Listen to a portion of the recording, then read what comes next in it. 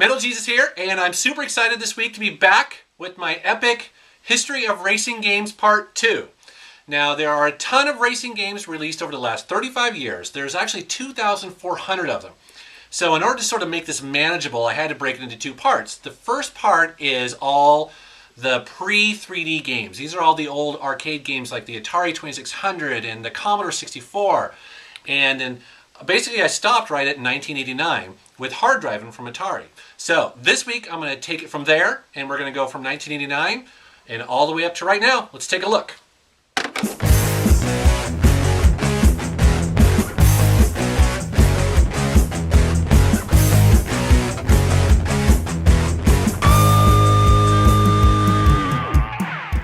In 1989, the same year that hard driving came out, another great developer also emerged, and their name was Papyrus, and they created an amazing game called Indianapolis 500. Now, this was hailed as the first racing game to really move from arcade play into true simulation. And it was pretty mind-blowing for the time, but it also really pushed the PC and the Amiga to its limits. 1 year later, in 1990, Nintendo surprised everyone by bringing out this game called F-Zero for the Super Nintendo. This was a pretty advanced, futuristic racing game for that console. It was high-speed racing, it had unique characters and settings, it was pretty difficult, and for the time it was pretty fast. It actually pushed the technology of the Super NES further than any other racing game at the time.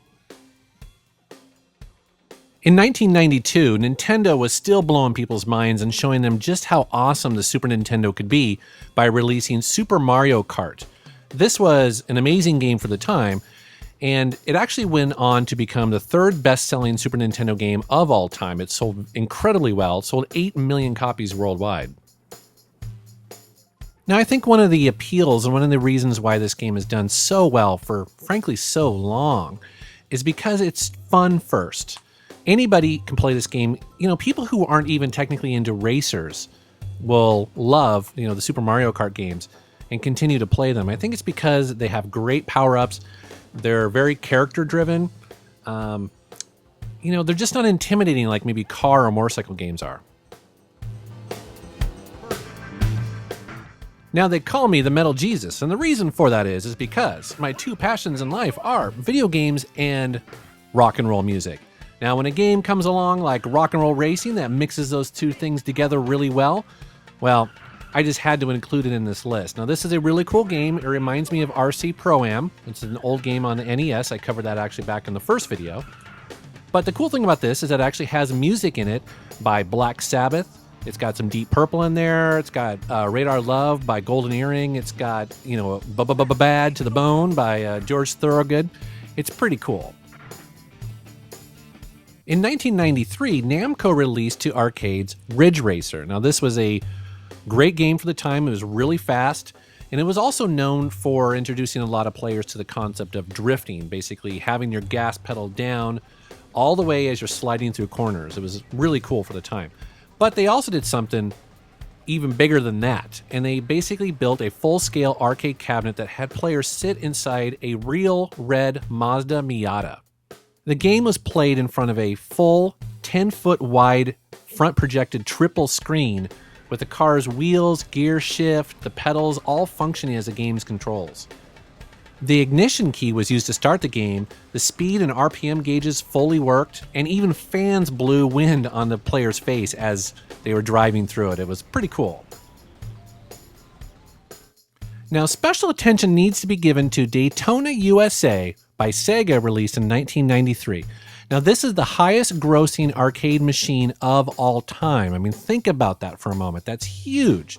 And part of the reason was it was considered the most visually detailed 3D racer ever. It was actually the first to include fully texture-mapped polygons. In 1994, Papyrus released what is considered to be the first racing game to truly model car damage, and that was called NASCAR Racing, and it was a pretty big deal to fans. The game also gave players the ability to set up their car in a realistic manner. You could adjust things like the air dam height, real spoiler angle, gear ratio, shocks, tire pressures, and a whole lot more. Now, this game has special sort of nostalgia for me because I worked at Sierra at the time, and we supported this, and it was a bitch to get running in DOS. 1994 also saw the release of one of my all-time favorite classic driving games, which was Road and Track Presents The Need for Speed. This is the very first one, and it was released in DOS, which is what I have. There's also a 3DO version, PlayStation 1, Saturn version, and it was a really big deal because EA teamed up with the magazine Road and Track to try and match the vehicle behaviors that were, shown in the game. That included sort of mimicking the sounds that were made by the vehicles, like their engine sounds and also their gear control levers. If you listen to it today, though, it doesn't sound realistic at all. But, back in the day, it was at least the first attempt. Now, as most fans know, there's just been a ton of great Need for Speed games, and I just wanted to highlight another one because these games go through such, huge change. And I want to show, many, many years later, they kept evolving. This is Underground right here, where it basically started to focus more on the tuner culture. Need for Speed is just a great series. Now, the Wipeout series on the original PlayStation 1, it just holds a special place in a lot of gamers' hearts like me. It's a really cool, futuristic, anti-gravity racing game, and it kind of mixes up, almost like Mario Kart sort of power-ups and this really weird sort of DJ culture into one big game, and it's got its own style, unlike anything else. And, you have to sort of point out the really cool soundtrack in here. It had Orbital, it had the Chemical Brothers. You could just leave this game on and just listen to the soundtrack. Now, besides the visuals, the controls in this game are just really spot on and had their own sort of feel to it. For instance, there's this sense of drifting that occurs in here that, once you nail it, it just feels awesome. Now, back in 1996, when I first saw the Nintendo 64, the game that actually impressed me the most was Wave Race 64.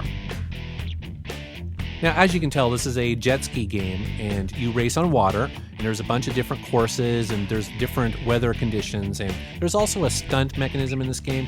But what blew me away was the accurate wave physics. And I guess these are notoriously difficult to program for, but this was the first time I'd ever seen it done right. I mean, this game, when you play it, the physics feel as though you're on a real jet ski. It was kind of amazing, and I guess it remains to be one of the most advanced N64 games ever released. All right, well, since we're talking about jet ski games, I'm going to fast forward a couple years and show you one of my all-time favorite racing games, and that is called Splashdown Rides Gone Wild. This game is truly awesome. I mean, it basically combines the wave race sort of, racing physics, and it actually has a great trick system that reminds me of Tony Hawk, perhaps. But it also throws in some wacky, theme park levels. It's excellent. Now, there is an army of racing game fans out there that would probably they'd probably sock me in the nuts if I didn't include Hydro Thunder. Now, Hydro Thunder is a super speedboat racing game on water, obviously here, but it does a bunch of things really well. It's super fast. The water physics were, again, awesome for the time. It's got power-ups and big jumps, and you're seeing the Dreamcast version here, which is actually pretty close to the arcade version, although the arcade is the king. Now, fans of my channel will not be surprised to see SSX Tricky on this list. I love SSX Tricky and also the third game. They're just some of my all-time favorites. They're awesome racing games. The graphics are great. The trick system is really killer. Music's great. I mean, the characters, I just love everything about these games. They're some of the best, and if you haven't played them, please go get them. Back in 1997, a software developer called Polyphony Digital released a game on the PlayStation 1 called Gran Turismo, and it actually surprised a lot of people. I think a lot of people like me had no idea that the PlayStation 1 was capable of doing a really good racing simulator. Now, unfortunately, I don't have the original Gran Turismo, so I'm actually showing you Gran Turismo 2 here, but they're very similar. Now, to say that these games were a success would be a complete understatement. They sold 11 million copies worldwide, and they are the best-selling video game for the original PlayStation. They included 180 cars, and they had 11 tracks. I mean, this was a pretty cool deal. And actually, going back and playing this for this video, I was surprised just how well this still holds up even today. By contrast, I thought it might be kind of fun to go a couple years in the future to the PlayStation 2 and show you Gran Turismo 4. I mean, this is just a beautiful game. And this is actually the Seattle track, my hometown, so I had to show you. In 2001, Criterion Games released an arcade racer called Burnout. Now, the first and even the second Burnout were not like amazing racing games, but they actually did something very cool. They included a mode in there called Crash Mode. And the reason why I want to mention this is because Criterion has really tried to bring a bunch of new elements into the racing genre. And they've really sort of opened it up quite a bit, especially in some of their later arcade racing titles, and where they've gotten much better. They've included traffic checking, there's rivals, and also there's an even bigger, sense of speed. I mean, the speed in some of these later games is just incredible. And so I just want to mention the Burnout games because I do think that they really sort of think outside the box a little bit. If you were to ask me 5 years ago what my favorite sort of car racing games were, it would have been Need for Speed. But lately, actually, that's been Burnout. And I think it's because Burnout continues to focus on good arcade racing. Now, one of the great things about the racing genre is that there really is something for everyone. As much as I love racing cars, but there's something really fun about some of these alternative, sports games like the ATV series, and also motorcycles. I also think that the power of modern consoles and computers are able to render some of the details really well that maybe you couldn't in the past, like dirt and also, preloading your springs and things like that. Now, this was certainly the case when a lot of gamers played Excitebike 64 for the first time on the Nintendo 64. This was, light years beyond the original Excitebike on the NES, and this is actually kind of it's not really a simulator, but it's definitely able to, make you feel like racing a motorcycle more than gamers had ever, up to that point. Nintendo very smartly kept the track editor with Excitebike 64. That was one of the favorite features of the original Excitebike, and it's really cool that they kept it here on the Nintendo 64. As we look to the future of racing games, the hardware will continue to push the realistic environments, the accurately rendered cars, the really shiny cars, that sort of stuff, the true world sounds, and even more. But I hope that we don't lose the arcade soul in the process.